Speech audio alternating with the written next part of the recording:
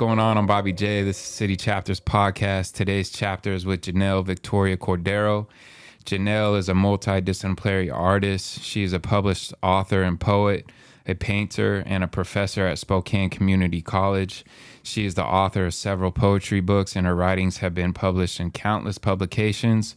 Recent book titles include Impossible Years, released in 2022, Many Types of Wildflowers, released in 2020, and Woke to Birds, released in 2019.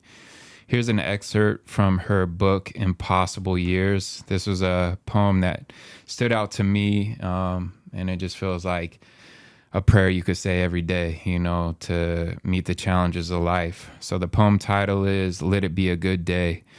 Let it be a good day. Let work go by fast. Let it be a day without personal or global disaster.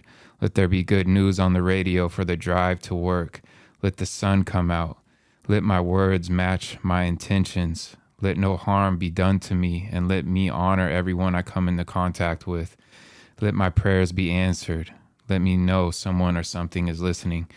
And that just relates to me and how I feel about life a lot, just even like, I just want to know if someone's out there listening or even cares, let my prayers be answered. Because a lot of times it feels like nothing's getting answered that I want, and there's just all these difficulties in life. And I love the one too, where she says, let me honor everyone I come into contact with, which is something that I intend to do that I know I failed to do, to give everybody my best energy just because of the things I'm dealing with. And so that poem really stuck out to me when I read her book recently, preparing for this podcast. And that's the intro. I need to also do something before we get into this podcast, and that is the shout out Spokecast. My boy Brennan here and this studio has made this podcast possible. Without them, the City Chapters podcast wouldn't be here.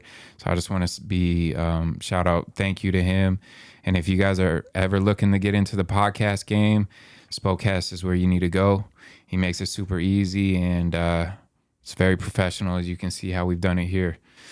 All right, that's my intro. Janelle, what's going on? You did such a good job reading that. Thank you. It's a real goosebump moment when I hear other people read my stuff, and especially when it connects with them like that. So thank you for reading that poem. Yeah, I loved your book. It was definitely, I guess, leaning towards a darker time because it was written during COVID and you lost your grandpa during that time. And so the book kind of focuses around that time and the challenges you were having with seeing your grandpa pass away. For sure. Yeah, it was, like you said, a lot of it during COVID. So a lot of introspection and just thinking about this concept of heritage and legacy and seeing, because my grandpa was my mentor. He was like my idol, my hero, but also someone that I connected with on a very spiritual level. Like I felt like our little souls were made of the same stuff. I just felt really seen by him. And so to feel like I'm not going to have that person in my life in a tangible, physical way anymore was really scary. Yeah. And I needed to write my way through it to even begin to comprehend what this is going to mean for me. Mm-hmm. So yeah, there's a lot of dark stuff in the book for sure. Which I really liked it. I think a lot of people probably know this about me. I'm seeking light, but my way of seeking light a lot of times is like diving in and talking about the dark stuff we have to face. Mm-hmm. And, it's amazing that you did have the time you did with your grandpa. I never had any time really with my grandparents. They all passed away when I was really young. Mm-hmm. And I didn't even know most of them but one, my mom's mom. And I knew her until the time I was like 7, she passed away. So, for you to have a soulmate within your grandpa, that's really special, And he sounds like an awesome dude. He was the best dude. Yeah, he was the best. And he lived until he was 95. 95. So I was so lucky that I got to hang out with him. Because I think our relationships with our grandparents and even our parents when we're kids versus when we're adults are so different. Yeah. It's like my grandpa, he couldn't hear. Like his hearing was totally destroyed by World War II. And What? so, yeah. Whoa. What? Huh?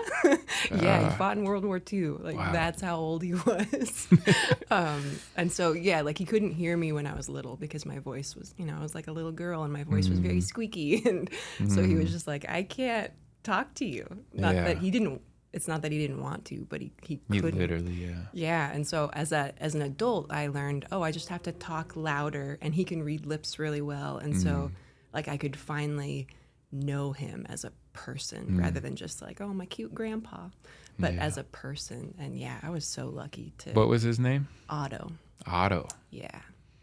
Shout out Otto. Man, he was so cool. He was so cool and such a hard worker. Like, I think that's something that I feel like our generation really respects is the people that go to work and they actually love their jobs. They find fulfillment in it. Like, he loved building houses and yeah, he was just a really cool dude. So I was lucky to have that time with him for sure. And I'm sorry to hear that your grandparents passed away pretty early.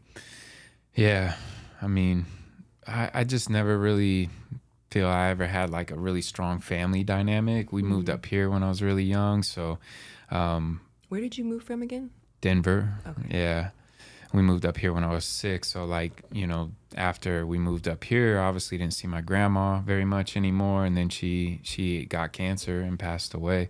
I think it happened pretty quickly if my memory serves me right. And so, yeah, I've never really had a big family dynamic. And yeah, I have some cool memories of my grandma, but never really had that experience, And my dad, he's like everybody's grandparents' age. He's 81. So shout out my dad. He's probably a lot, he works hard. We'll just put it like that. He comes from that generation for sure. So, back to you though. I was about to ask you another question, so. Oh, were you? No, it's okay. Keep going. I was gonna sidetrack us some more, but. Yeah, no. I want to get into this. You come from a family of 5 generations that have been settled in Colville. Yes. So, what stories do you know of your ancestors like first settling this area? And I mean, 5 generations in Colville. It's a long time your family's been out here. Yes, it's a very long time. Some of my family on Otto's side, they came from Austria, and that was back in the 1800s. So they came over and settled first in Chewelah because it reminded them of Matrai, the city, town, little itty bitty town in Austria where they came from, which I think is super cool to think. I've never been to Austria, but just to think that a little tiny town in Washington surrounded by mountains could remind them of Austria. So they came here and they were super poor. And I write, a little about this in the book, but like Otto grew up with all these brothers and they had to sleep like 3 to a bed. Yeah. And like his mom would make them soup out of bones that were meant for dogs at the butcher. Like she was like, I can turn that into something. And she would fix the soles of their shoes just with cardboard, like just put more cardboard in. So that, yeah, they were super poor. Like Otto didn't brush his teeth until he was 16 because that was considered a luxury to have something like a toothbrush and the powdered tooth. It wasn't paste, I guess. Yeah. It was tooth powder. I don't know. But yeah, just hearing like they were so poor and so scrappy. And then for Otto, like he went to war and then came back and tried some odd jobs, like worked at a butcher shop and then like did some manual labor stuff and then decided like I'm going to build houses. And so just learned how to do that himself and built dozens of houses in Chewelah and then Colville, built his own apartment complexes, like 5 of them, him and my dad, and just like truly built himself from the ground up, which is so cool. And Wow. I'm so proud to like be a descendant of that kind of work. It's awesome. Yeah, so it's almost, I mean, I don't know how old Colville is and like It's when not it was that old. founded, but it sounds like your grandpa's like one of the forefathers of Colville. He definitely built, like, there are suburbs in Colville. Suburbs. It's a town of like 5,000 people, so it's tiny. Right. But, you know, neighborhoods in Colville that are primarily Reiner built, which Reiner's my maiden name. And so to think that like Otto and then all of his sons became builders. They all built houses themselves. And then my brother's a builder. Like, it's just this really cool legacy. Yeah, it is cool. Yeah. So Otto, is that on your maternal side or Paternal? paternal? Yeah, okay, that's for my what dad. Yeah, all right. Yeah. And so was your other side of the family, your maternal side, in the area for a long time as well? Yeah, the Kolsteds, that's my mom's family. They've been there. So they've been there longer. Otto's family has been here for 4 generations, including myself. And then my mom's family's been here for 5 generations, which is very cool. Yeah, Okay. they're farmers. So they have like a different background, but they moved here from the Midwest and then, but moved to Colville first, not Chewelah. But yeah, it's cool. So on both sides, it's this very rich commitment to Colville, which is, I think, especially now. Bring over the Oregon Trail to get here? Like, what? Like, serious? I'm like dead serious. So, like, how did they get? They must have. Like, there that's weren't insane. cars back then. Like, they were like, what is- let's go to Eastern Washington. That's wild. Like, I don't think I've ever met anybody that's like has family that settled here coming on the Oregon Trail, like, and still here with roots. I mean, I don't know if it's that, but it's just like this is wild. Yes, Yeah. you like. They were probably before the roots? Oregon Trail. That's about real talk. They I- probably. That's how badass your family is. Someone like Oregon Trail, we were here decades before Someone that. who knows history is going to be like, you guys don't. I'm not a history buff, so Me you're gonna have to neither. forgive me. Yeah, sorry. But all Everybody we who know knows is about the Oregon Trail. Janelle's family's no joke. They've been here for a They've long been out here. Well, I appreciate your respect for that, because I feel like some Yeah. people are like, man, that's sad that you That's guys have been in sad? the same place for, Oh wow. Yeah. It's a totally reminds me of the different show perspective. Yellowstone. Yeah. I like that connection. Great show, you know. So I'm from Medical Lake. We used to play, Colville and sports all the time. We used to travel out there quite a bit. Oh, I remember. Are we rivals? We're the distant rivals. I imagine Chewelah was your real rival. Chewelah, Deer Park. Ugh. Oh God, Deer Park. Who likes them? Because you would have played them too. Oh, right? yeah. So you were 2A. Yeah, 2A. Yeah, I was like switched in high school a couple times, but yeah. Man, I was so jealous that I think Colville went down to B. Yeah. After I graduated, and I was like, "Are you kidding me? Mm-hmm. That's ridiculous." I think Medical Lake went down the B too for like a time. Man, Yeah. we would have destroyed if we were in that bracket. Yeah, we had to go to Pullman. Yeah. You remember they were Yeah. monsters down there. Yeah. They were all like 6 feet tall. Yeah, they're cloning people for their college. That's what's Mm-hmm. happening. That's why their high school team is so ridiculously big. Yeah, and They're it was clones. Such a long drive. It was like 4 hours just to go get slaughtered by everyone in Poland. Yeah, not fun at all. Nope. And I mean, the Colville boys weren't small either, though, in comparison to Medical Lake boys. What do you think? Like for soccer? Soccer, no, soccer wasn't too bad with them, but football played against them in football. And like my senior year, they went on to win state champs. What was your senior year? 07. Did we know that we graduated in the same year? Oh, really? Mm-hmm. Yeah, I was going to graduated- bring it up. I was just curious, like- I guess that's why I was bringing it up here, actually. Our football team was very good. Yep. And they like shut our team out, but I got to just like big up myself. I'm the only person that got a touchdown that game. And they So wouldn't. you're like, They wouldn't let me play at all because I What? was mixed up in other stuff in the school, so it was all politics. this when But you they got put me in you got for trouble? they put me in for a little short. It might have even been special team. Whatever. I got a touchdown. Whatever. Only touchdown of the game. So Congratulations. yeah, if my coach ever listens, you messed up, man. No, I should have been in there the whole time. would have taken us. That was so. Yeah. It was like you got knocked out by them. Otherwise, you would have gone on to no. district. No. I mean, no. No. Our football team my senior year was not looking good. I see.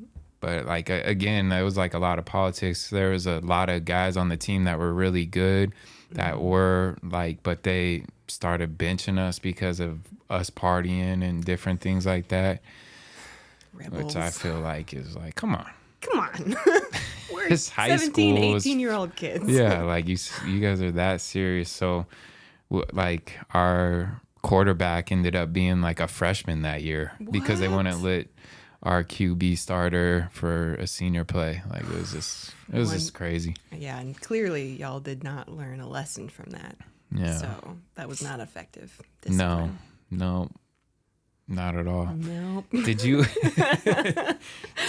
did you enjoy growing up in a small town? Did you really feel, because you had so much roots there with your families and it things? was so cool. Like Yeah. I feel like it's something. How big is Medical Lake? It's pretty small. I mean, no more than probably 5,000 people there. So comparable. Yeah. And it's just so different than growing up in a city, I feel like, because we really, especially during, the 90s and early 2000s, like we really had the run of the town. Like my parents were like, get out of the house. I don't want to see you until dinner time. Like go entertain yourself. And so, you had your bikes and razor scooters, which would just wreck your shins, but like rollerblades, like you just entertain yourself. You went into the woods, like you got into trouble, and it was amazing. It was so good. Colville's like really out there. It is. Close to Canada. You're up there. I haven't been there in like a long time. I went there this last winter season though, because I was going up to Sherman Pass to do some splitboarding up there. Oh, cool. And so we stopped in Colville again on the way back, and it's grown a lot since I was last there. Yeah, for sure. And we ate at the little Italian joint. I don't remember what it's called, but there's a small little Italian joint there, like off one of the main roads. It was really good. It's got some, like it's got some cute little restaurants, and it's a cute town for sure. And obviously I'm biased towards it because I feel very nostalgic when I go there. Every little town has its charm. Like I'm sure Medical Lake feels like that. Not really. Not quite? No, not really. Unfortunately. I wonder why. I don't know. It's Medical Lake. Just It's Medical Lake. I mean, they've done a few little things, I think, to make the town a bit better, but it's really about the same, and there's been no major growth. But there's a foundation out there called Reimagine Medical Lake that they've been doing good work out there, like making the fireworks shows better and just getting more involvement in the community. And so I recognize what they've been doing, and I know some of the people on their board, and they're doing good work out there. But Medical Lake, I don't know, it's just so small, and there's just nothing really going on there. We got the state hospitals, and that I think is a big part of the, why that town probably stays alive more than anything. But, there's the park at the lake that's really cool, and it seems like that's grown and people use it a lot more than when I was growing up.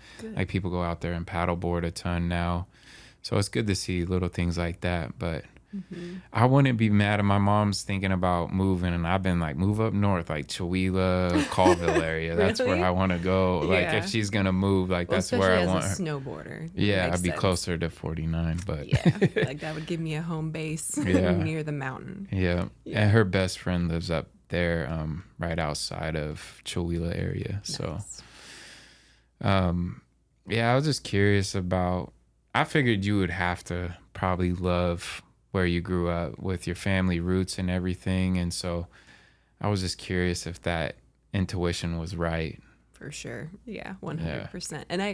And I feel like I hype Colville so much, and then sometimes people go there and they're like, this is like any other small town. Like, what is your problem? And so I recognize that like it's not perfect, because no place is perfect. But like you said, because my roots are so deep there and the people that I know and love are there, I think that's part of the allure too. Like, not only is it beautiful, but it's also just this place of rich history for me.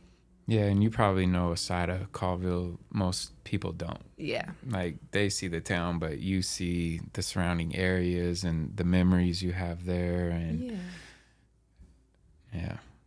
But I was impressed with Colville the last time I went up there. I was like, I'd much rather You were impressed. be near. Yeah, I mean, you guys got a North 40 up there. I like it. We do have a North 40. We have a super Walmart. Yeah, you got a which super Canadians like to go to, which keeps it alive. It's like the mall. Go to Walmart. Yeah. Yeah. Probably not something to hype, but yes, we do have a North 40. Yeah. Mm-hmm. Yeah, I rock with North 40. Yep. So how and when did you discover your love for poetry and art? I'd say for poetry and writing, that's something that's always been a part of me. Like from day one, as soon as I learned how to write things, I was writing stories. Like, my first grade teacher was a very nice lady named Mrs. Cashin, and she would ask me to write her stories, and I would write her a story like every other week when I was in her class, and just, I'd make the little book out of paper and staple it and illustrate it with crayons and whatever, and I have no idea what those stories were about, but she was so encouraging and like made me feel like I was a writer when I was in first grade. Wow. And yeah, like I never forgot that, even though I'm sure it was trash because I was in first grade. Like, there was nothing enlightening about those stories, but just the fact that she was like, man, like, you're doing such a great job. Like, I appreciate your hard work. Thank you for this. I look forward to the next one. Just meant everything. And so I think I just really leaned into that as my way of kind of figuring out the world, was just writing everything down. And then I feel like art, I always like to draw and stuff too. Like, I didn't really commit myself to it until I was in my 20s, probably, just as a way to, in some ways, not as an antidote to writing, but as maybe the balance to writing, because writing is so cerebral and I have to be very intent on my thoughts. And with art, I can just turn my brain off and focus wholeheartedly on whatever I'm doing, which is kind of cool. Just kind of let it free flow more instead of like thinking about each word and its importance and dissecting what you're writing. Yeah, you can just more be free with the artwork. Yeah, because my art, I mean, you've seen it. It's very like messy and abstract, and like things don't necessarily look the way they're supposed to, but it doesn't really matter. No, with writing, I have to be so precise. Like, it has to be just right, and art can be just, it's like play versus work, kind of. It's interesting. You have a very specific style of artwork, though, that you do. Like, your paintings, they have like a continuation of resemblance. Like, where did you derive your style from? How did you come upon this style? Where do you get the inspiration from for it? It's very much an evolution, for sure. I think I've always been fixated on like portraiture and figure studies, so just the face and the body. But when I look at stuff from like when I was in my early 20s, I'm like, oh my God, like, this is absolute trash. Or like back then, if I gave a painting to my friend, like one of my friends had one of my paintings from back then in her house, and I'm like, you cannot keep that anymore. Like, I don't want that to exist because it's garbage. And so it's definitely been an evolution, for sure. But I'd say people like Egon Schiele, who was a European figure study artist, and then an artist that's alive is Conrad Rose, and they just like their work it's watercolor. It's very like in some ways abstract, but you know what you're looking at too. Mm-hmm. Yeah. But I appreciate that you think that there's a continuity, because I hope so. Yeah. Like I hope that like when someone sees my work, they're like, oh yeah, I know who painted that. Oh, whether they like it or not. Now that I know, I would never probably mistake one if I seen it, around or whatever. That's awesome. So, I mean, and it feels intentional. It feels like you're definitely doing that on purpose, like to have this certain aesthetic and style. And it's like you could take all the pieces and you could put them all together if you wanted to, or however you wanted to orchestrate it. But yeah, it's like you've created your own, like how I see it is like a brand, like it's your brand. The way you paint is very like, that's Janelle Cordero. I love that. Yeah, I hope so. And so I appreciate that you recognize. You're like, From my perspective, that's how I've interpreted it since I've done the research. And even like looking back on your Instagram, because it goes way back. I was like, holy smokes. Like, okay. I try not to go too far back, because I'm like, what is that? But I can still see like the evolution of the style. Like the style even way back when had like the essences of what it is now. But it's just like you said, you've evolved and you've, I don't know, maybe just kind of curated it more to be what you wanted to get to, or what you made the tweaks. But I like the art. It's very like colorful, and like I like splatters. I've always liked that in like artwork, and like the different kind of textures that come from like a splatter design or whatever. And I'm not saying yours are splatter, but they have that, like, you know what I mean? Like you make the design have this like not distressed. I don't know how you would describe it, but this like splatter effect is almost what I kind of see it as. Yeah, and sometimes I do splatter. Yeah, so you're spot on. Yeah, I just always have liked that in artwork. But it's very colorful, makes you come alive, and like all sorts of different like body types and essences, and it's really cool. I love that. Thank you. Yeah. I try to be pretty inclusive, because I think a lot of body types don't get represented in art. Right. And yeah, I've talked to a lot of women, especially, that are like, I'm really grateful that all of your figure studies aren't just the same type of body. Yeah. Yeah. So thank you for noticing. Yeah. Well, I think that's important for multiple reasons. One is, like you said, like to represent everybody. But also, too, it just opens up for you not to do the same thing in the same body style. Like, that's going to get boring, too, And so, like, being able to create based upon different body styles and figures. Yeah, I think it's important. You've been in terrain with your artwork, correct? And poetry, too, or just the artwork? Yeah, I've just done the artwork. Like my poetry book is at From Here, their little store in the mall. Yeah. But yeah, I've participated in terrain since terrain 8, maybe. When it was in the old building, the Cracker building. Yeah, that was and then they outgrew that, and so they had to move to a warehouse. And yeah, I love terrain. It's a really fun event. Yeah, they're doing really awesome things. I mean, for the city where a lot of people complain that people don't support art and all these different things, well, terrain makes that happen. And thank God we have them. yeah, and I feel like Spokane is changing in that way. I feel like artists are very supported here. Now. Do you feel Yeah, now? for sure. Do you feel that? I as well? definitely think so. I think there's a lot of bigger money in town. I think there's a lot of outsiders who had culture where they moved from and they want culture here. So they're helping support it and showing up. And so, yeah, I think now there's a great opportunity for people to actually have a career here.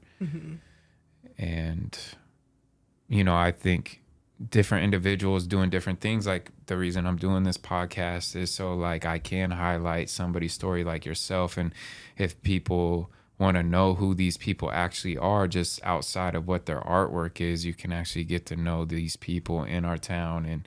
And I feel like you can maybe get to know these people for real. Yeah, I love that. And I feel like the episodes that I've listened to, they are a deep dive into whoever you're interviewing. So I feel like you do a really good job of opening up the human behind, whatever the persona is. That's just how I know to talk. Like I don't, it's just so natural for me. So, I think I must attract individuals that are open to that as well, and I feel like most creatives or most people pursuing something that's hard, it's not, just you're pursuing something that's unique for yourself, right? Like most of those people tend, I feel, to be open to some kind of deep conversation at some level. How vulnerable depends, but I think a lot of people have realized as we've, our society shifted and being more vulnerable, that it's important for people that do unique things, art, pursue passions, to talk about how difficult it really is, instead of like putting up these personas that it's all easy. You just show up and you have a callous mind and you get it done, which you need that. But behind that and forming that mindset, it takes a lot of work for most people. And so, I don't know, we're going off wherever, but I appreciate, that you've noticed. And that's been really cool for me. The people that I've had on that, before maybe I even get to know them, I'm like, I have a respect for this person, and for them to give that kind of feedback just really helps me know that I'm hitting my mark, because that's my intention. Like my intention was always with this podcast, like there's so many amazing people out here doing really amazing things, yet it's hard to even know or find out about them, it seems like. And I just wanted to help change that and to get to know these people too, like on a more personal level, because I think that's what my brand is really about. I got a new motto that I'm using for the brand, and it's repping cities, connecting people. And a friend of mine that I haven't seen since my sophomore year of high school, basically, we just linked up last week again. He was like, it's my homie Brett Reyes. Shout out Brett if he's listening. He literally, like in high school, people thought we were twins. Wow. And like when we met up the other day, I'm like, we are twins, bro. This is still like, wow. It was crazy. It's just like so is he weird. Here in Spokane? Yeah, he's living in Spokane currently. He was living on Maui. He just left there recently, and I don't know, maybe it's good because they're on, the whole island is on fire, which I know is breaking his heart. But he's back here right now. And anyway, he was just like talking about how he knew me in high school and what I'm doing now. And he was like, you're the connector, dude. And I'm like, it's weird. Like, I don't know if I see myself that way yet, but like, I know that's what I'm doing. And like what I've set as the model for city chapters, repping and connecting. Like I just met you recently. I didn't know who you were. And then we met and I'm like, oh, this lady has an abundance of artwork. She's written books, We ended up having mutual friends. And so it's kind of weird sometimes how I get to, connect with people and meet people to make this podcast keep going, and to have you on is awesome. And this is my second lady on the show, which Janelle was like, you need more ladies. So here she is. Thank you. Yeah. And we're working on it. I think connector is a really good description of what Yeah. you're doing. And I think that you're also like, you're so good at pulling the narrative out of somebody, like that underlying story of how they got here, why they do what they do, and why it matters within the context of Spokane. Yeah. That's so important. So Yeah. you're doing a good job. Well, thank you. You heard it here first. Anyway, we'll keep going. I got another question here for you. What disciplines do you enact to withdraw your greatest potential and output within writing and art? I love that you're asking about discipline, because I think that so many people, especially if they're not engaged in a creative venture, they just think like, it can't be hard. Like, what do? You just, write when the muse comes, and then just like throw some paint on the canvas and say, I'm done, I'm an artist. But no, like that shit is hard. And it's hard to stay disciplined, and it's hard to believe in some moments that any of it matters. And right? Like if we want to go to the dark side, like truly, like I'm sure that every artist, even people who aren't necessarily engaged in what we think of as a creative form of medium, I think we all have that question of like, does what I'm doing, does what I care about actually matter in the scheme of things? And it takes discipline to continue to do whatever it is you're called to do, even when you're asking those questions and when you're feeling those doubts. Like, I'm sure that you have experienced that Every day. Yeah, with the podcast. Every day. Every day. Every day. Wow. Yeah. And it takes discipline to keep doing it, and to say, well, I have to do this regardless. Like, I think it was Tim Ferriss that said, what would you do if you knew that you couldn't tell anybody about it? And to me, like, those things, whatever your answer is, tells you why you're on this planet. Like, those are the things that you should be doing, regardless of whether you're going to get recognition from it or not. So I feel like discipline-wise, I write every single day. And I do it in the morning, because that's when my brain is... I'm a morning person, which I think a lot of people are like, that's weird. But I'm a morning person. That's when my brain works. And so I dedicate like my first half hour to an hour of every day to writing, to say, okay, I've got the most important thing done. So whatever else this day throws at me, I've got the most important thing done. And I try to paint every day too, but like I said, painting is more play for me. Yeah. So if I don't get a painting in every day, it's not as Critical. crucial. Yeah. It's not as critical. But for writing, I do it every single day. And then I also, because I think as a writer, it's important to get your work out there too. So I also submit my writing to journals every month. Like, I have a set goal and say every month I need to submit to 5 journals. And so I sit down and do the awful admin work of sending my stuff out.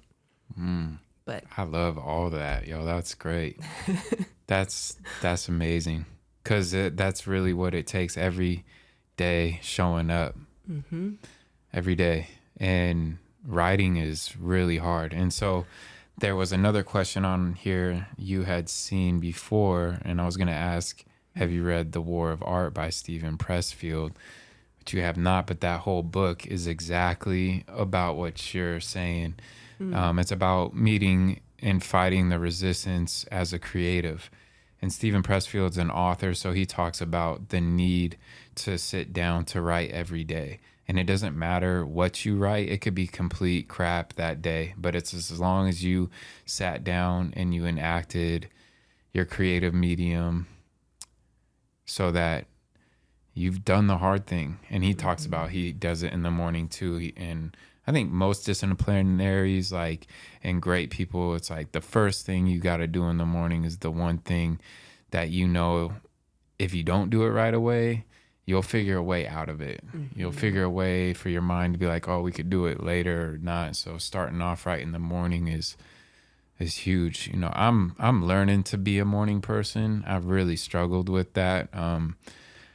I just I can sleep like crazy, so I'm like trying to enact the discipline of getting up early and doing certain things within, you know, my first hour of the day to know that I've done the hardest things in the day first. And like one for me, you know, working out a short amount of time, but journaling or meditating, I think that one's crucial because I'll read during a day, usually at some point here and there. But yeah, journaling or meditating, I find like I really know now, like as I've practiced it and then the days I don't practice it, I notice the difference of like why I'm so uptight. Oh, I didn't get up early enough this morning. I was out of bed and on the go from the time I woke up. I had no moment for myself. And it doesn't matter if you get it later on in the day at night. It's already what's done is done. You've already wound yourself up with trying to get everything done you needed to. You started behind. And now that I see that difference, it's like, even if it's 10 minutes or 5 minutes of meditation in the morning, just 5 minutes of just putting in some calm music and just sitting there for 5-10 minutes, like that in itself just makes a huge difference for me. So now that I've really seen the other side and have practiced it enough to know the difference between those days, it's like, all right, I got to have more strength in doing this every single day. I'm not there yet, but That's working on something it. that I want to develop a practice of is meditation, and it's been on my New Year's resolution list for like 4 years. And I've given myself a little bit of grace because I'm like, well, writing is kind of like meditation. That's what I was going to Kind ask. of, but it's yeah. but it's not quite. Yeah. Because it's still You're still very- running the mind. Yeah. So that's something I respect and admire, and I'm also gonna try to implement. Yeah. One thing that helped me with meditation is just like realizing it's just sitting there. Like you don't need to find anything, you know, like I think it seems like society is taught like meditation is about finding this nirvana, you know, and it's not really all it's about. If you do reach that place, like that's awesome. Like Congrats. that's amazing. But really it's just about like sitting and just being without you moving around and just giving yourself a short time to be with yourself. And even if you do have these crazy thoughts that you don't want to have, like that's okay. You know, so that's something that's helped me too, because I always had this intention prior with meditation is like, oh, I need to reach a place of some sort of enlightenment every time I meditate. Like I need to reach this evolution or a sense of serenity every time I meditate. Like that's not practical. And I think once you realize it's not about that it's easier to meditate, because you feel like you're failing in meditation if you don't get this some kind of revealment or epiphany or something, right? Like that's what you think's gonna happen, but ultimately it's just about just shut up and be for a second.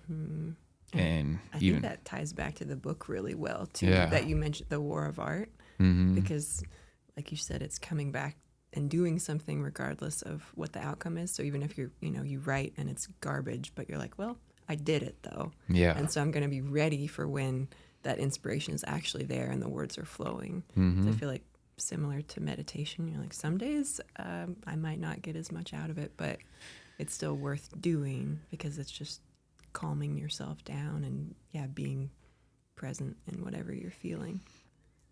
Yeah, and tying into showing up every day and the days that are good or not, because like the day, like if you just show up one day and it's not good and you then give up because you're like, oh, I'm not good enough, then you never give yourself that opportunity for the day that it's going to be great. And even Stephen Pressfield talks about, he's like, most days I write, it's garbage. It's that one day where I get something that's amazing, and that's what I use. And he's like, I could write chapters and I'll take out 1/3 of the chapter and have to restart, but or just keep writing it out. And that's hard, to get to a place where you're not writing anything good. And even with this intro today, I was like, all right, writing something out, deleting it, writing something out, deleting it, writing something out. And I'm like, all right, dude, you cannot keep doing this. Just keep writing, keep writing it out, and then you'll get to where you need to get to, and then we'll take out what we don't want. And I was like, I think I did all right, You did a great job. Yeah. Yeah. That's something I tell my students too. I have them read a article by Anne Lamott called "Shitty First Drafts," and just tell them you can't revise something that doesn't exist. So just put something down on the page, and then you can rework it or add to it, delete, whatever. But just do the hard work of putting it down on the page first. Yeah, I think just doing the work, just showing up. That's another way that book describes it. Just show up. Yeah. And so many times we don't feel like showing up, or so many times we don't have the motivation or the ambition or the inspiration to write or anything in it. And that's where discipline comes in. And this is an evolution, and me understanding business and what I do too. It's like, dude, it has nothing to do about what you feel like doing. It's about what you need to do. Because we all have that. We all know what we need to do, but we're not always going to feel like doing it. Most of the time, we're probably actually not going to feel like doing it. And we get those small wins, but those small wins are not in comparison of the struggle of showing up every day. But once you have the discipline, and it's not about, oh, I don't feel like writing today. It's like, this is what I know I have to do. It's the hard thing that I have to do to get the eventual results that I hope come, but not having an attachment to those results, because once you're attached and you don't get what you want, then you give up too, you know? So I've mentioned this on the podcast before too, but there's a book I read within the last year, the Bhagavad Gita from Hinduism. And Krishna is talking to this warrior who's having conflict in life. And one of the major principles that he teaches them is you need to do the work and have no attachment to a result. You just do the hard work. You put it out there, and the gods will decide from there where it needs to go. But if you don't do the work, you're never gonna get any result. Yeah. So it's whatever results do come, just be okay with them. They could be great, they could be subpar, they could not be what you expected, but you're getting some form of result. It's because you did the work. And so that text is ancient, that's thousands of years old, and these guys had the knowledge of that then. And it's something that I've had to really work through, because I think I had a notion of, oh, I did this, I put it out, I didn't get anything in return. I didn't feel like, even though I did of some kind, I just wasn't conscious of it. So then you'd give up, and I just finally got to a place of maturity where it's it's not about what I feel or what I think is going to come from this. It's that I know I need to do this. That's all that matters. As long as I do this thing, that's really what matters the most. Whatever comes from it, good or bad, I can rest easy tonight knowing I did what I was supposed to do. So that's hard, especially in, I think our culture is so fixated on the product rather than the process. And so to say, I'm going to prioritize the process over the product and know that I'm still doing what I'm supposed to do, it's really hard. Yeah. And I think our culture too is fixated on, they want the fame of what they think this thing that they do is going to get them. They're not even really focused on the work and the process. They're fixed on what I am, how I'm going to appear to others if this thing works. And I got caught up in that too, for sure. And it becomes about, you know, about fame and glory, and it's not about the work.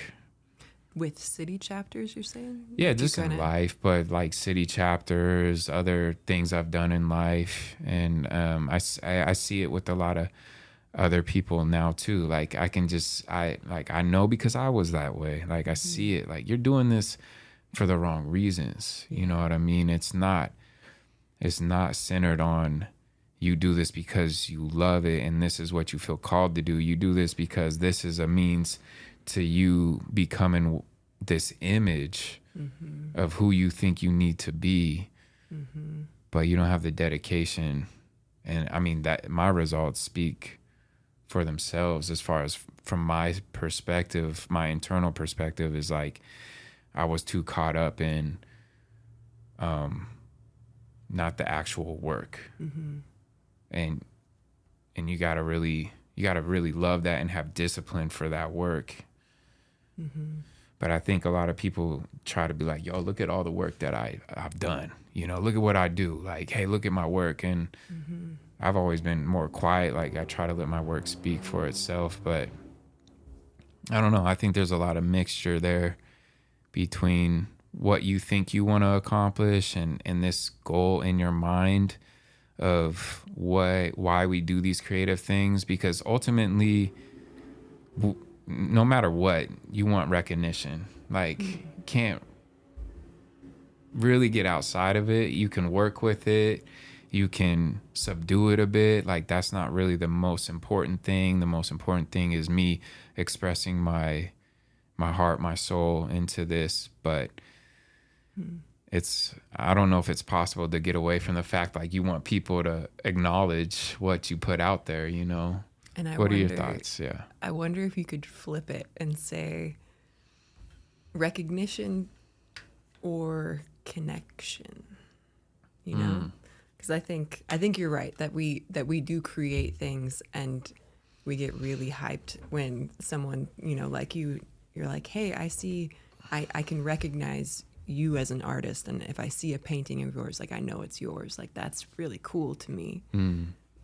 But I think we can also pair it with something like connection, because I think the most meaningful feedback that I've ever received, it's not like it's not an article in the Spokesman. It's not, you know, a shout out in that way. It's more so one individual person who reaches out to me and they're like, this poem spoke to me. Like, it touched me. It reminded me of this. It made me feel something. That is so much more fulfilling to me. And I guess it is recognition still on a small scale.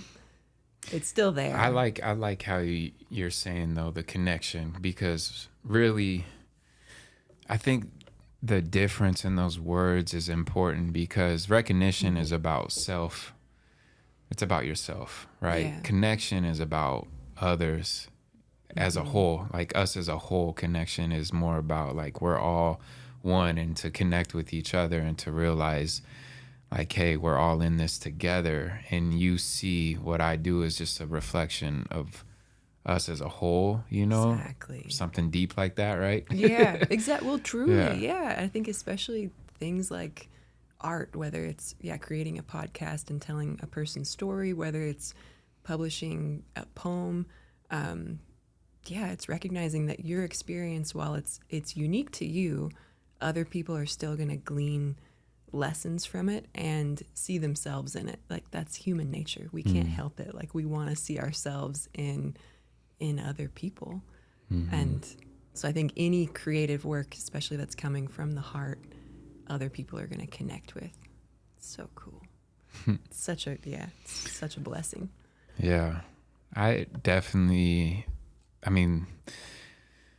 think one of the big reasons for this podcast is and I've gotten this type of feedback where, you know, it has helped people, these kind of harder conversations where, you know, people have came back to me like, man, that one podcast when you guys were talking about this, like that really kind of helped me with how I was dealing with things. So I think for me, ultimately, like, as much as we all think, oh, I want recognition or whatever, it really does come back down to that deep sense of connection with others.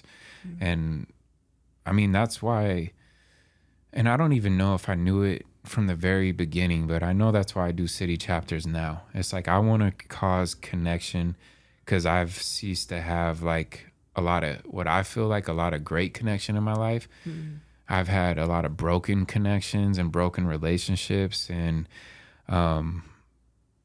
I'm trying to, I feel like I guess just create something in the world I don't really see from my perspective.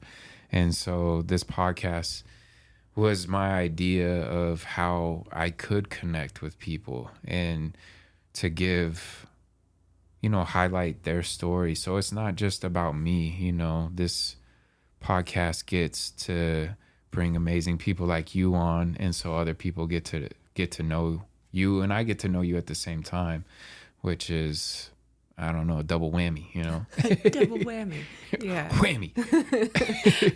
Oh my God. I haven't thought Anchorman? Anchorman. Oh, yeah. Wow, what a throwback. Yeah. Oh, I got Will Anchorman Ferrell's- quotes for days. Really? Yeah. Was that like your favorite Will Ferrell movie or something? For sure. Yeah. Really? Without a doubt. Interesting. Yeah. Me and my brother, we can go on Anchorman quotes all day. So I don't know if, I mean, Anchorman's pretty good. It's up there for me for Will Ferrell, but like Talladega Nights, Ricky Bobby? Step Brothers. I like Talladega Nights for sure. Yeah. Yeah. But I have to go with Anchorman. That one was Okay. so classic. I respect that. It's a What good were we choice. talking about? I don't know. How did we get here? Will Ferrell. But yeah, that book, The War of Art, I'll buy you a copy because I think that's Really? a great book for everybody to have. That's a creative, especially. And you've already pretty much mastered it. It sounds like, but you know, Definitely need some help. We all Yeah. need it. yeah, I can't wait to read it. yeah, it's a good one. It's really helped me, and it's just, you know, because I relate with it a lot with what he calls the resistance, and it feels like at times there's such an incredible resistance or weight on me from keeping me from doing what I want to do. I can't explain it. It just feels like I have to drag myself to the desk just to get things going sometimes, and or my mind will come up with all these ways to distract me from doing the one thing I know I need to do. And so, like you said, doing that one thing in the morning that you know will make your day feel like a success, that's huge. And if you can get to that place like you have, that can set you up for a real chance of success in your medium, you know.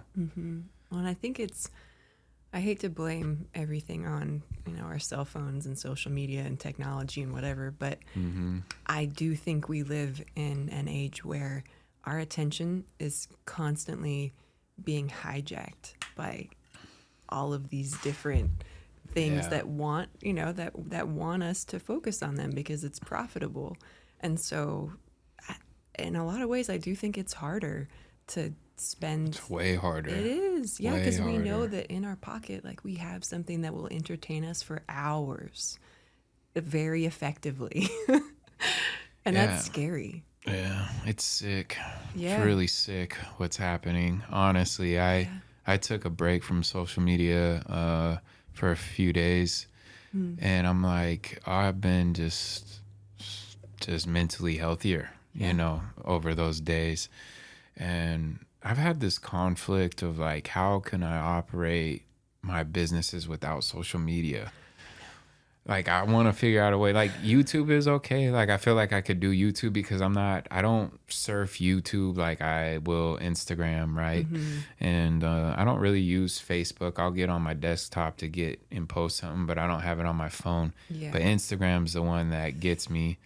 I downloaded TikTok recently just for like my these podcast clips.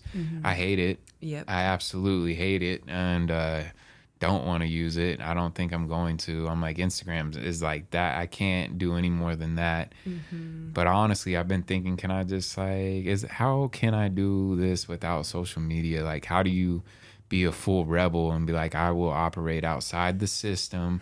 I don't need to be in the system, but I am, or I'm trying to figure it out, whatever. But social media is just, it's got everything so messed up, I feel like. Yeah. And I hate partaking in it because I really don't like it. I know. And I think that that's something, some artists probably love social media, I'm sure. But I am also one of those people, I've had that same question in my mind. Like, can I get my work out there without using Instagram? Because I also had TikTok. I downloaded it, a year or two ago. And I used it to make poetry videos, which I feel like in some ways slowed people down on that app. So I was like, I'm doing good work. But I would also scroll through and then like the sound bites of TikTok would get stuck in my head. I'm like, that's taking up mental space that should go elsewhere. And instead I'm just like singing TikTok songs in my head. Yeah. Like that's how effective it is. It's scary. It is.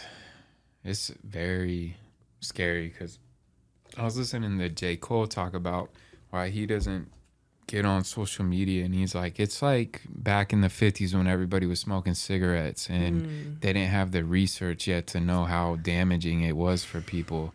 And what are we going to know? And I mean, by the time 20, 30 years from now, people are going to be completely living in alter realities. Like it's already happening now. Like people are just totally living in these virtual reality games. And I mean, I don't know where it's all going.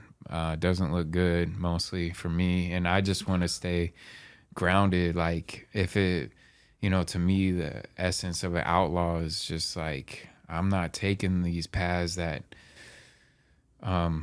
are being told you need to take to be successful. And if I do use them, I'm going to use them in the way that I see is best for me. And I'm not going to regurgitate trends just so people pay attention to me. And, the algorithm favors this thing, so I'm going to do it. And like I've seen friends and people I know that are like, oh, I'm just doing this for the algorithm so people notice. Like, then you already lost, to this enslavement, because that's really how I see it.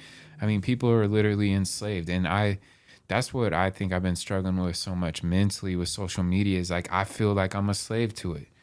Like I will get on my phone for something other than Instagram, and all of a sudden I'm on Instagram. Like, how the fuck did I get here? Why? Like seriously, like how the fuck did I get on Instagram? I wasn't like, I don't even remember what I was like. I'm brainwashed.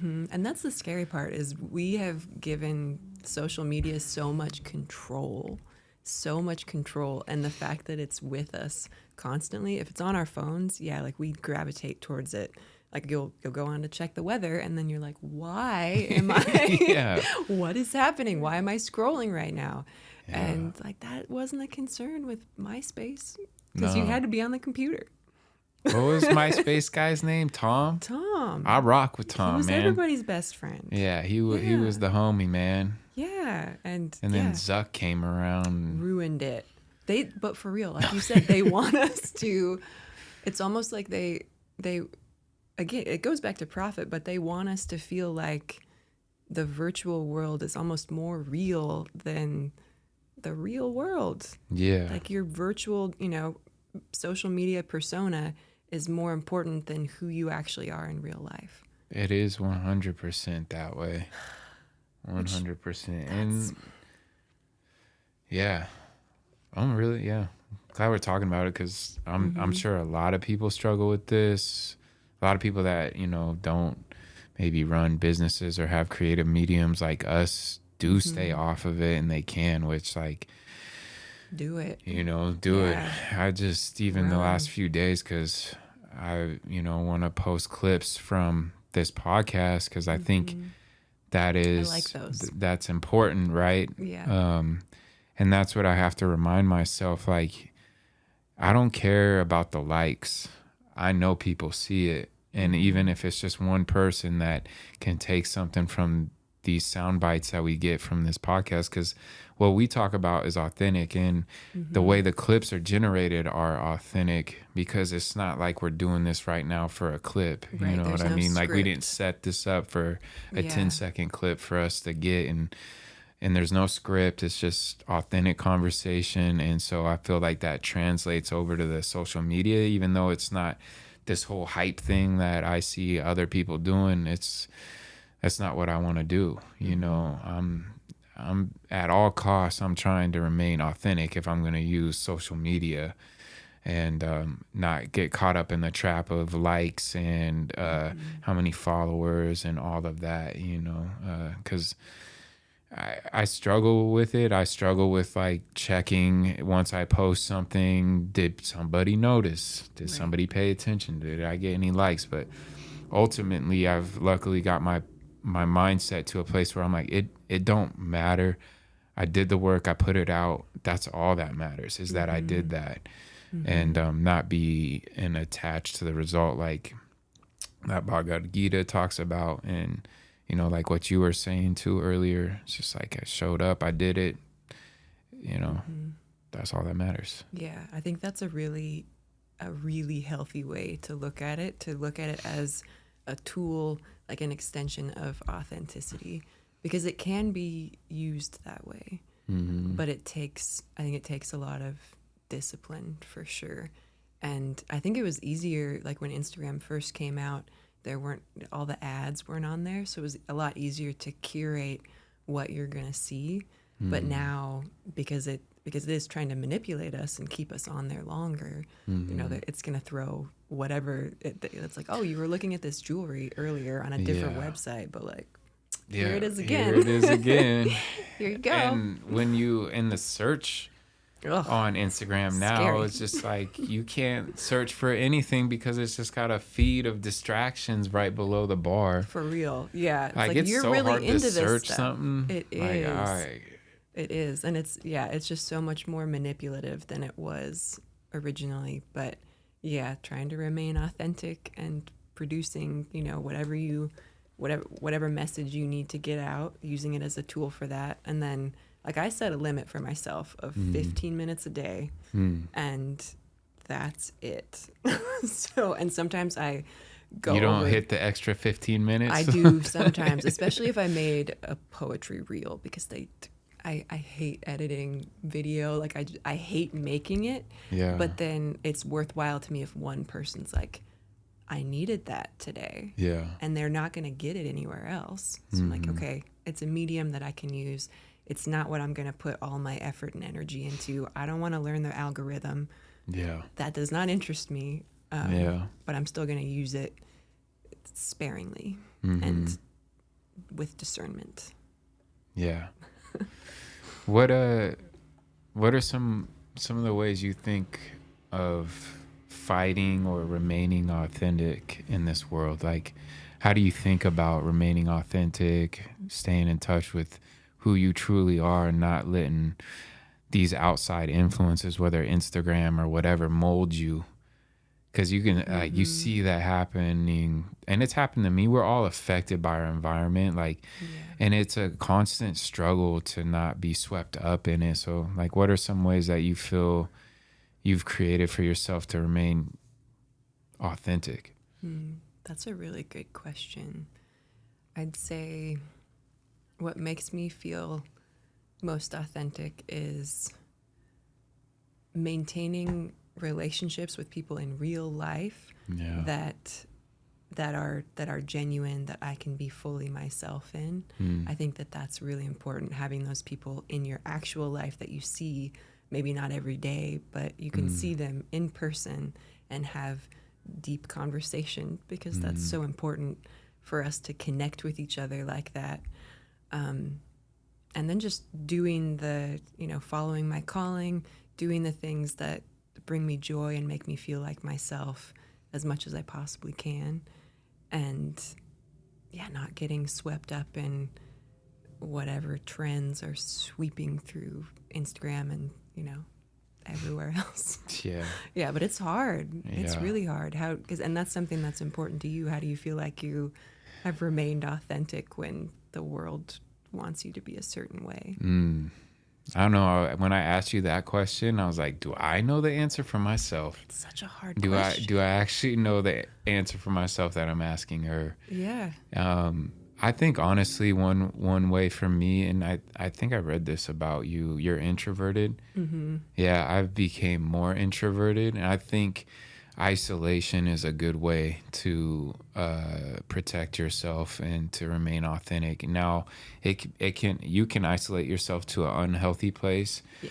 but I think ultimately people that can spend time alone and are okay with spending time alone can really find their authentic self versus others that always have to be with others. Now, I'm not saying that those people aren't authentic and that they don't find, maybe that is their authentic self compared to me. Mm-hmm. But I for me, definitely spending time alone has helped me protect myself. Mm-hmm. Because I think at one time, I know at one time when I was younger, like 18, 19, coming out of high school, I was so heavily influenced by people I was hanging around and music I was listening to and thinking that person, was me. And really I was just like, I don't know. Like I've always feel like I've remained somewhat unique in who I am. But there was definitely times I was like just kind of following trends almost or whatever, right? Mm-hmm. And I think through isolation, I've really come back into touch with my authentic self, spending time at my family cabin, like working on the land and stuff out there. That really helps me stay grounded, getting my hands dirty outside of just doing creative work. That really is another way to keep me humble, and that I'm not above working in the dirt. I love that. Yeah. I connect with that so much. Yeah. Because when I go up to Colville and like if I go on the job site or something, or my dad, owns apartment complexes, and so if he has a move out, I'll go up and help him paint the walls and clean the bathrooms and like get on my hands and knees and scrub a toilet that I did not make dirty, Yeah. and it's so humbling, Yeah. or just to like weed the garden and Yeah. just to remember we're not above any of that. Mm-hmm. That's so good. Where's your cabin at? It's outside Medical Lake area. Okay, It's on a small lake called Otter Lake. that's cool.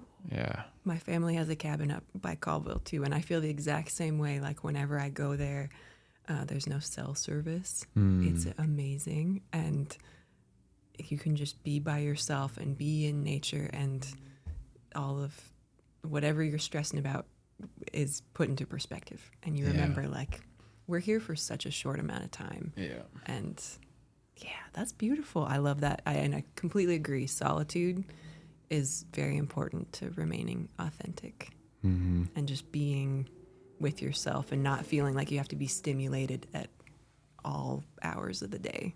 Yeah. Yeah, I was reading recently in the 5 a.m. Club.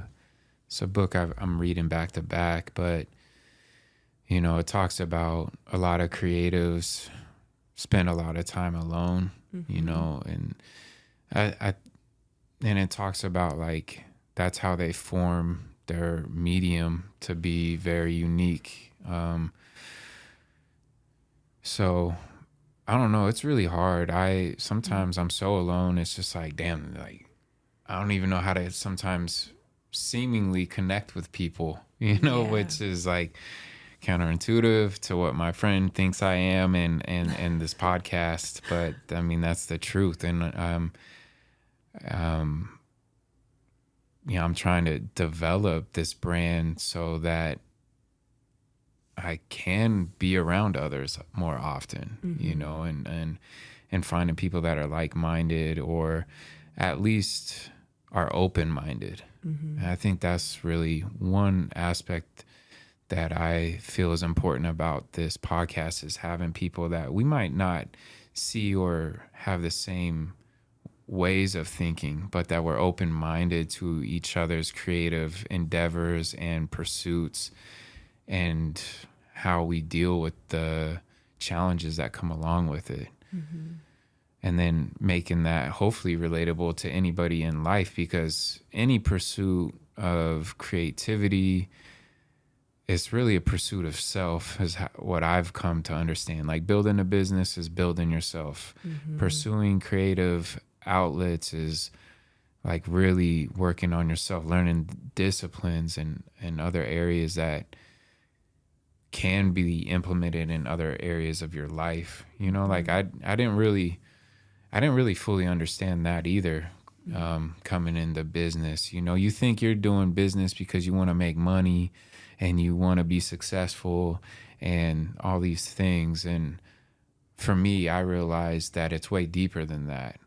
Like all these things I'm trying to figure out in business and city chapters, it's all me really figuring out myself and who I want to be. And I've totally lost track of that at times. Like I don't know where I'm going, who I want to be, but I know that I got to keep trying to push on this. So have you experienced those times within your writing and your art, like just kind of where you get lost in it? You don't fully really know anymore why you're doing it, or?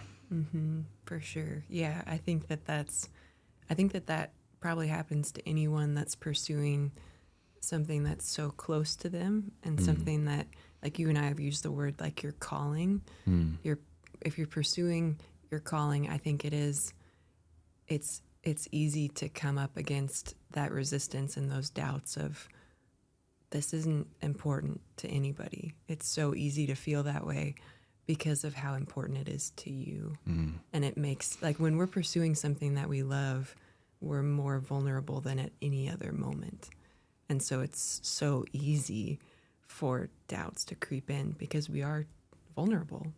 And yeah, so I've definitely experienced that. And that just goes back to discipline of doing it even when you are scared, terrified, exhausted. Or like on those days you said when you're like, I'm so alone and I don't even know how to interact with other people right now. Because I've definitely, like, I've spent, a day, just by myself in my head, reading, writing, whatever.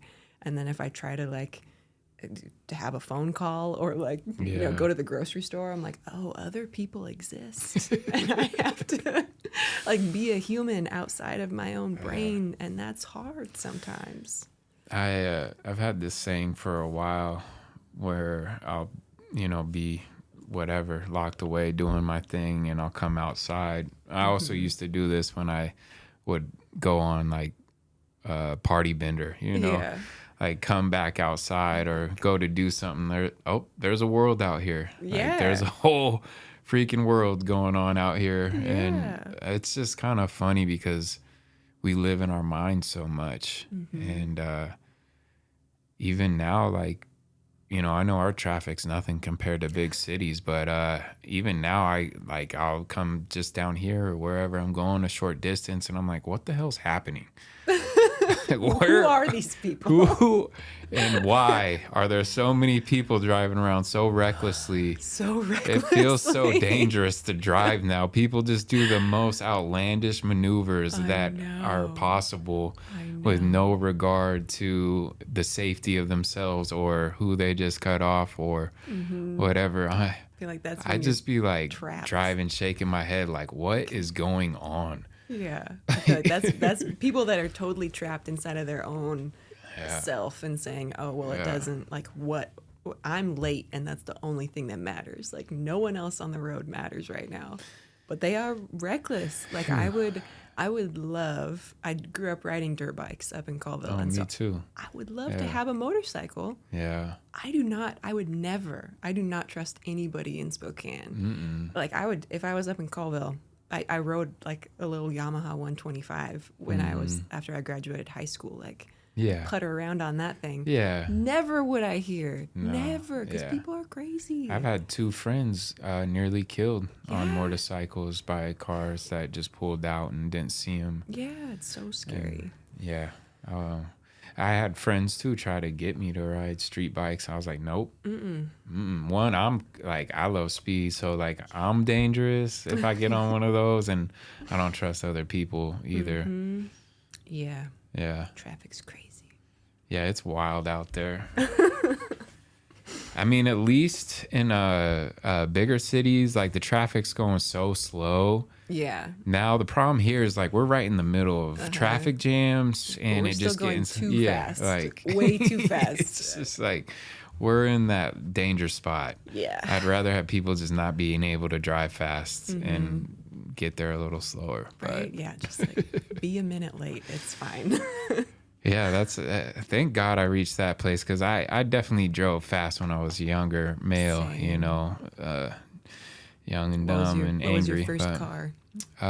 Jeep Cherokee. Ah, Yeah. okay. What was yours? And you just rallied around in that thing. Oh yeah, I wrecked that. Oh, yeah. I wrecked that 2 Oh, weeks jeez. before my senior graduation. Did you roll it? I rolled it, drinking Wow. and driving. Oh, no. Yeah. Glad you're okay. Me too. But the Cherokee did not survive. It did not. It didn't make it. It was a really cool like green color as well. I love green. Like so lime green. no, like Like a dark forest green. Yeah, like a classy green. Okay. Lime green with big 22. So That would be cool. Mine was have the a... Tonka Cherokee. That'd be cool. Mine was a 1995 Toyota Celica. Oh It was yeah. a stick shift, and it was like a periwinkle color. So it was like in between purple and blue. Nice. It was the most beautiful car in the whole world, and I loved it and babied it and kept it for like 13 years. And then she just had too much wrong with her, so I Wow. had to sell her. But You had it for a while. I loved that car. Yeah. You can tell, like I'm nostalgic. Yeah, Yeah. she was beautiful. Beautiful car. Do you have any poems about her? I don't. I should write one because clearly I have a lot of emotion. I'm like, that sounds like You're like, you there's really a poem in love there this for car. sure. Yeah, but definitely drove, reckless, way too fast, like on the little curving mountain roads up in Colville. Yeah, a lot of back roads up there. Yeah. Good and bad. Mm-hmm. Yeah. What are some of like the we kind of been touching on this, but I want to ask a more direct question. What personal benefits related to growth do you experience when writing or painting? The personal benefits probably stem from kind of like what you said, pursuing something creative or artwork allows us to understand ourselves more. Yeah. So I think both it comes with an understanding of the self, an understanding of like my place in the world and how I connect with things, but then also that connection with other people. So I think while I'm writing, while I'm in the process, it's helping me make sense of the world. And then once I release poems or artwork, writing, whatever, into the world and get feedback from other people, that's when the connection comes into play. And there's just nothing like it. And like you express the same thing when someone's like, I really got something out of that podcast episode. When someone's like, I really got something out of that painting or that piece of writing, there's nothing more fulfilling. There's nothing that makes me feel better than that. Yeah. Yeah, I think, I don't know.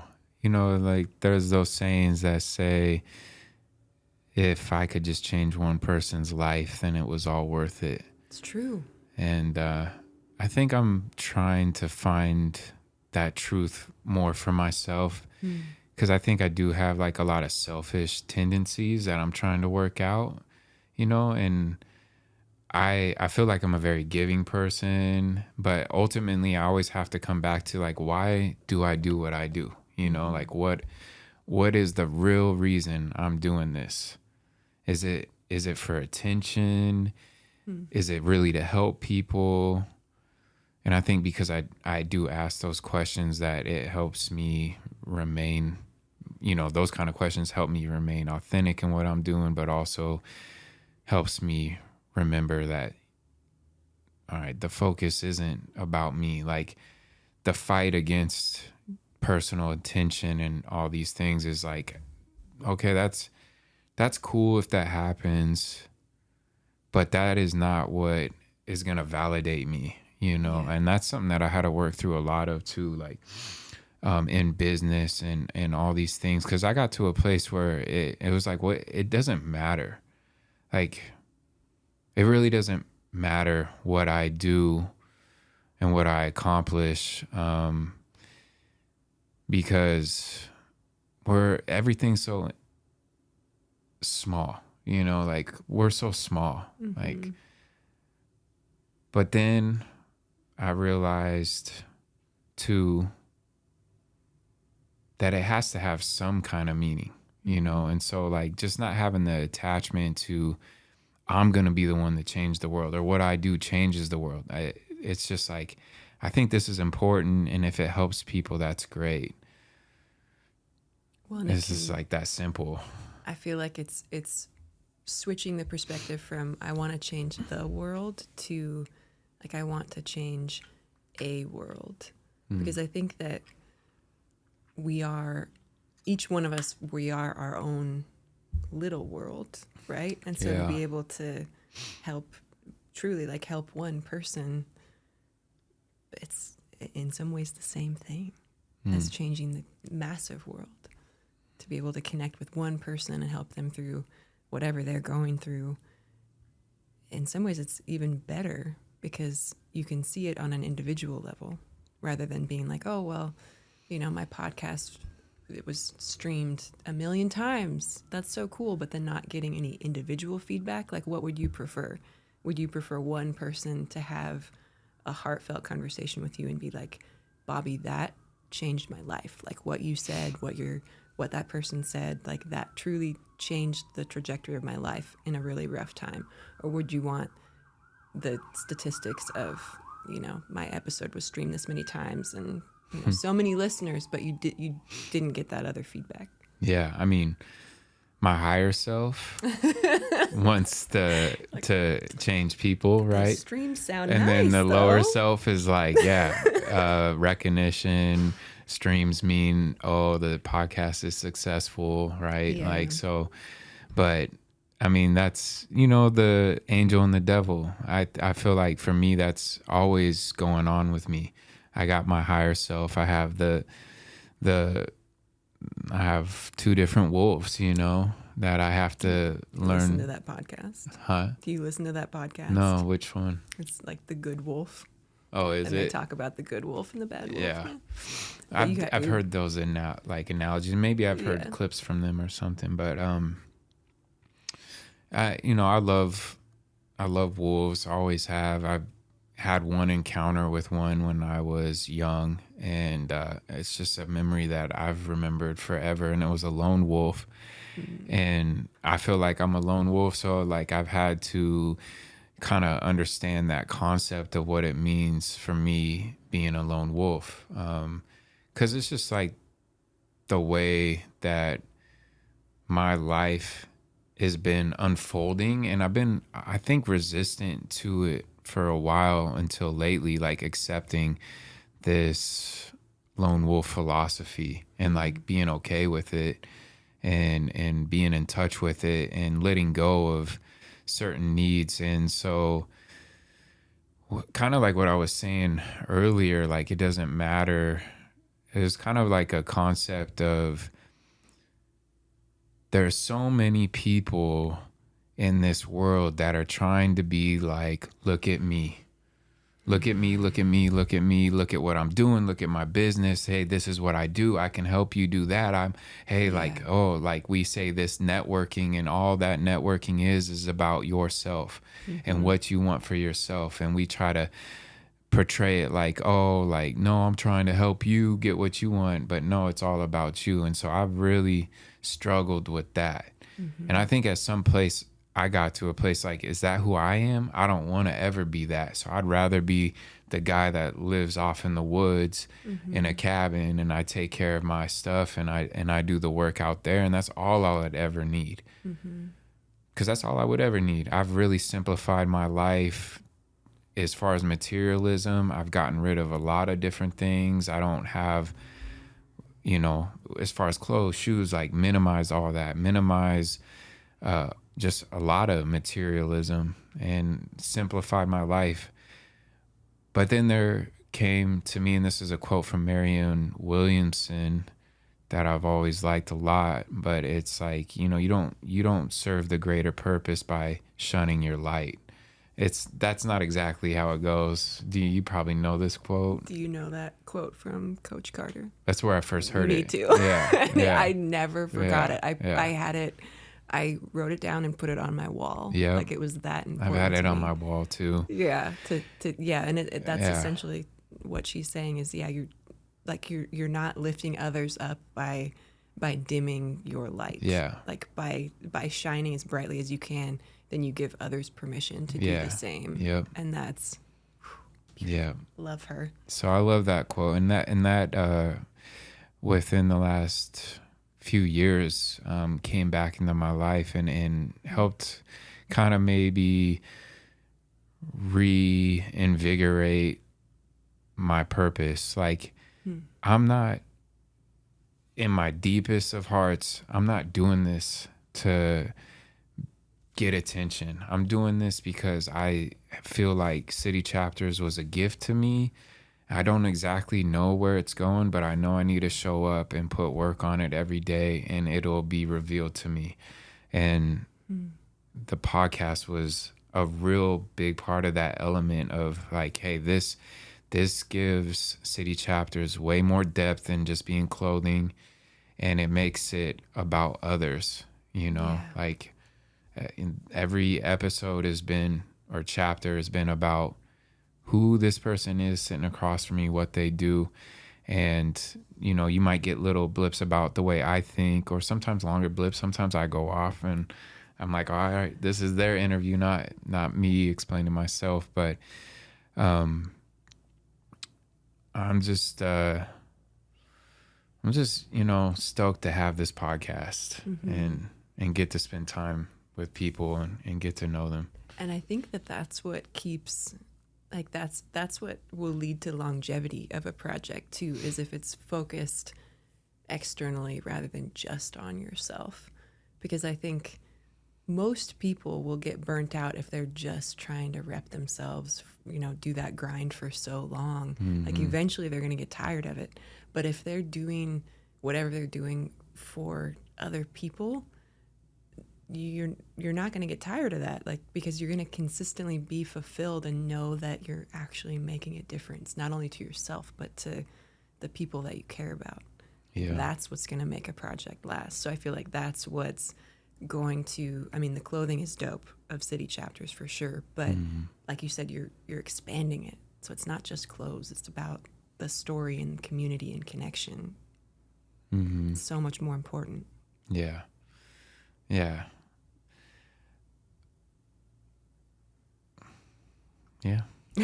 Just taking a moment, Like, wow, it's true.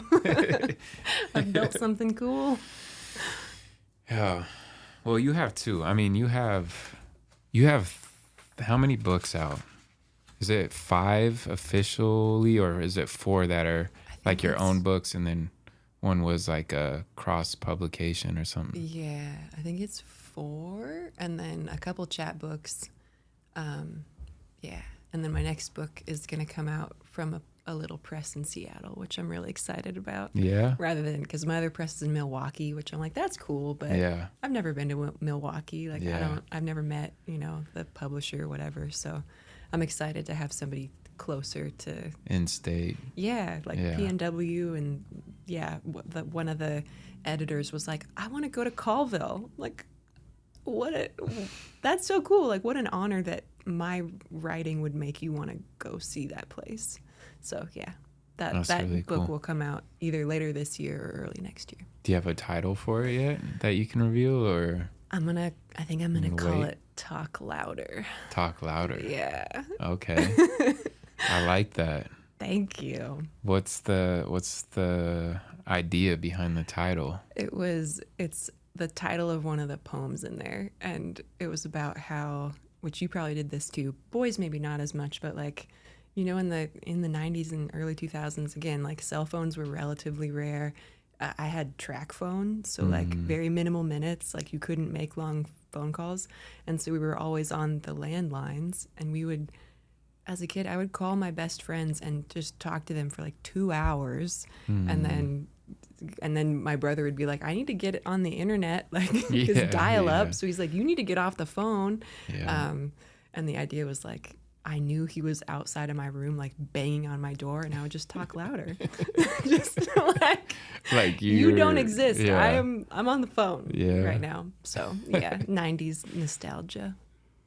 That's cool. There's still phone numbers that I remember, like of some of my best friends. Really? Yeah. That's awesome. I'm not going to list them because well, I think some of their parents still have their landlines. But I could call them. It's so weird. Do you remember any phone numbers from? We had to. Pizza Factory. Wow. You're like, I knew how to get my fuel. Yeah. Pizza Factory out there? Oh yeah. We have a pizza factory in Colville. In Colville? Yeah. There's there's one in Deer Park. Yeah. Deer Park. I didn't know there was one in Colville too. That was our favorite. We liked Pizza Factory over West Side. Oh yeah, West Side was garbage. I don't know. I can't speak to it now, but when I was growing up, Pizza Factory, 100%. I like, for people like us then that grew up with Pizza Factory. Yeah. Every other place is garbage. It's true. Pizza Factory's so good. Why? I don't know, but what they do to us. Dude, like, I'll eat pizza from other places. I don't feel good afterwards. No, thank you. I could eat Pizza Factory all day. My stomach is happy, content. I don't feel bad the next day. Do you have a favorite pizza? Just a classic Pep, man, really? from them. But that's probably my favorite. Okay. What's yours? Hawaiian. Yeah. Come on. Pineapple? Yeah. On pizza? Have you tried it? I'm assuming you've tried it, right? Oh, yeah. Okay. Yeah, no, I like the Hawaiian too. My best friend. You know how there's people that are like totally against pineapple on pizza now? I know. Which it sounds weird, but it's delicious. No, it is My friend good. would get like isn't there like a chicken ranch one or Yeah. something? Mm-hmm. I was like, no one wants that. We all want Hawaiian. But she would get like half of it. Mm. Their breadsticks too. Yeah, very good. Yeah, if you're ever in one of the small towns with a pizza factory, do yourself a favor and get some real pizza. Yeah, they should sponsor you or something if you're eating it that much. You know what? Now we're thinking. Mm-hmm. You know, I'm going to give them a call after this. Guys, we gave you like 10 minutes. Yeah. As we should. Yeah. Because it's important. All praises be to Pizza Factory. So, Woke to Birds. This one was released in 2019. Now, all these books, they're poetry-based books, right? Yeah. So what, do you have a certain focus on each book, like a certain topic that you're kind of centering around, or does the poetry kind of just go where it needs to for each poem? I'd say there's definitely like overarching themes for sure, because what I like to do is I write, every day for a year, and at the end of the year, which for me it's usually the summer, just because teaching, like summer's my chill time. I have everything typed up because I've been sending poems out, but then I'll print out 70, 80, 90 poems and say, what am I focusing on, and do I have a book here? And usually I'm like, cool, I got a book. So yeah, like there are definitely themes kind of obsessions, really. I feel like writers, like, we center in on whatever obsession we're grappling with at the moment, and it could be something that's going on in our life, or it could just be something that we're thinking about all the time. Like the Woke to Birds book, I feel like it was kind of a time when I was going through an existential crisis, I would call it, because I totally lost like any kind of spiritual footing that I had. Like, I grew up Christian but never like really bought in, I guess. And so I was in like my late 20s, and I was just going through these thoughts of like, what's the purpose of life? Why are we here? I'm gonna die, first of all. Yeah. Like, what does that mean? That scared the shit out of me. Yeah, it's And weird, right? It's like so you're weird. just gonna not wake up one day. I'm not gonna exist one day. Yeah. And that one trips me out. I know, and I feel like a lot of people don't even think about it. Mm-hmm. They don't even think about it, which blows my mind, because I used to think about it way too much. Yeah, me too. I'm just like, I'm not going to exist, and it scares the shit out of me. And so that one was very like spiritual and looking into like Buddhism and all that sort of stuff. So yeah, like I think they all have themes in that they're whatever I was obsessed with at the time, like whatever I was going through at the time. So, yeah. You're still thinking about dying, huh? Like, that's all I got from that. We're gonna die. Woke to birds and wake to death. I don't know. Yeah. Yeah. Yeah. Do you have like any like goals for your career? Like as far, okay, yeah. All right, let's hear some. I do, for sure. I mean, in terms of just publishing, like, I just want to keep cranking out books. Right. And it doesn't really matter to me, as long as it's a product that I'm proud of and it connects with people. Like, you know, obviously it would be cool which goes back to the recognition thing, like it would be cool someday to be published by a massive press, you know, with like such a big, do a rollout and do a signing tour, and they have all the money in the world, and they can just throw at marketing, which like that never happens for poetry, obviously. Like, it's not the most profitable. Like, it's not a detective novel that people are just going to consume, you know. Poetry's like people aren't as stoked about it. So, but it would be cool to have, you know, just bigger publishers with a little more backing to just do the marketing stuff that I don't want to do. So that would be cool. But like, I'd love to be the Spokane Poet Laureate someday. I think that would be dope. Is that's an award they give out yearly? It's like a position, and I think it's like a 2-year term or something, and but they're the representative of poetry in the community. Wow. I think that would be so cool. Is there a certain organization that does that? It's through Spokane Arts. Spokane Arts. Yeah. And I mean, I applied this time, so I don't know. But it's always like, it's usually folks that are older and more well established. So we'll see. But that would be super cool. You never know if you don't apply, right? Yeah. And then, I mean, there's like a state poet laureate, and then there's a poet laureate of the United States. Whoa. I know. I don't know That's if awesome. I could ever do that, but well, you could do it. That'd be cool. You could do it. And then in terms of teaching, I feel like it's similar. Like, I love what I do right now. I teach for the Spokane Community College, and I teach like composition and creative writing and poetry and that sort of stuff. But someday it would be cool just to teach creative writing and not have to worry about research and all the other stuff that I have to teach my students now to be successful in college, which it's important. But I'm also like, I really only like deeply care about your creative ideas. Writing, And like your creative writing. Yeah. But I make it creative. I'm sure you do. You can do it your way. So where do we go next? We've gone so many places. I feel like we've done a really good job. I think we've answered all the questions that I had. Nice. And probably a lot that just came to your mind later on. Do you edit these afterwards, or is it just like No, here's- usually we don't edit too much. Cool. Yeah. Cool. Well, do you have anything else you want to share before we close it up? We're right about at the 2-hour mark, so that's...